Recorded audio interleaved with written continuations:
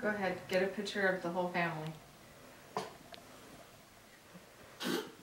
Okay? And yourself, Damani. Oh, okay. All right.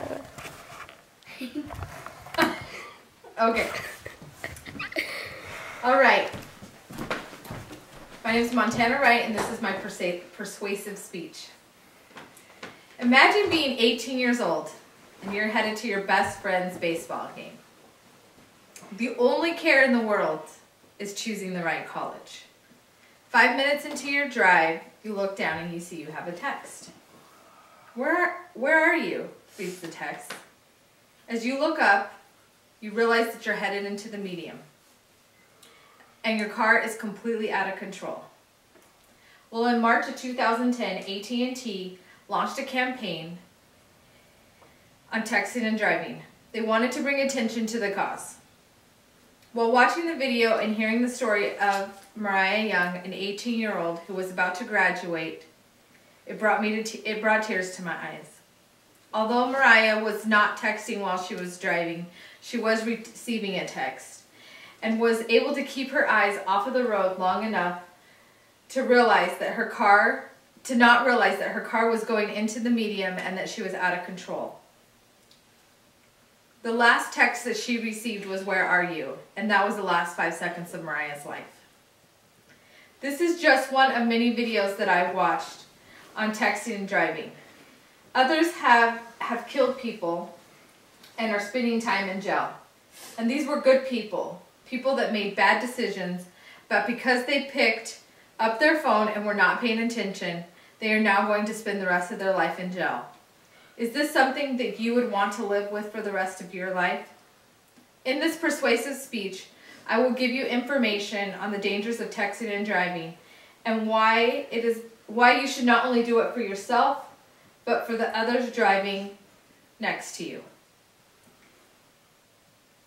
Modern day technology has taken over the world in many ways. Social media and communication. Most people take advantage of new technology by using their phones.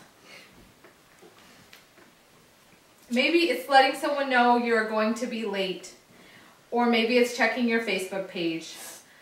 It could be a boss who is at a firm and needs to check their email so that they can get the deal sealed. Social media is everywhere, and through technology, we can know what is happening in the world in seconds.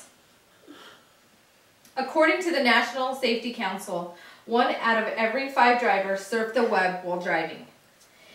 And the average time to check a text is 5 seconds. Let me give you some statistical facts and help you understand more clearly the dangers. In 2012, the National Highway Traffic and Safety Administration did some research, and they found that young drivers are the highest level of drivers to be involved in accidents.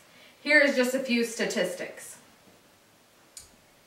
82% of ages 16 to 17 own a cell phone. Out of those 82%, 32% of them text and drive. Now that may not be a big statistic, but 77% of them say they are confident enough to text while driving. Most teens that text spend about 10% of their time on the wrong side of the road, which means they are not just at risk of killing themselves, but they are at risk of killing each one of you. According to Car Driving Magazine, driving while texting is more dangerous than drinking and driving. It can take up to 54 seconds for an unprepared driver to stop. But if you're legally drunk, it takes you 4 feet. And if you are reading a text, it's 36 feet. And that is 32 more feet more than if you're drinking and driving. And sending a text is 70 feet. Which is why 14 states have now banned texting and driving. And 17 states have banned talking on the phone altogether. Which brings me to my next point. Where are they learning it from, and how can we avoid them from being tempted? It is important that we educate our young adults on texting and driving. We too should be putting our phones down. If our children see it, then they think they will be able to do it also. So here are a few ways to help prevent texting and driving. Pull over if you need to text.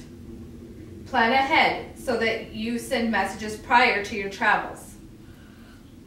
Look at driving as a way of getting to somewhere, not as accomplishing a task. And finally, put your phones out of sight. So that may mean putting it in your glove compartment, putting it in your trunk, or even putting it in your purse so that it's on silent so that you don't hear it and you're not tempted to pick it up. I hope that this was good information and that it helps you understand the dangers of texting and driving, why you should not do it, and next time you decide to pick up your phone and text and drive, think about Mariah and her family. Think about what they're going through. And remember, you are not at danger of just hurting yourself, but you're at danger of hurting others that are driving on the same road as you.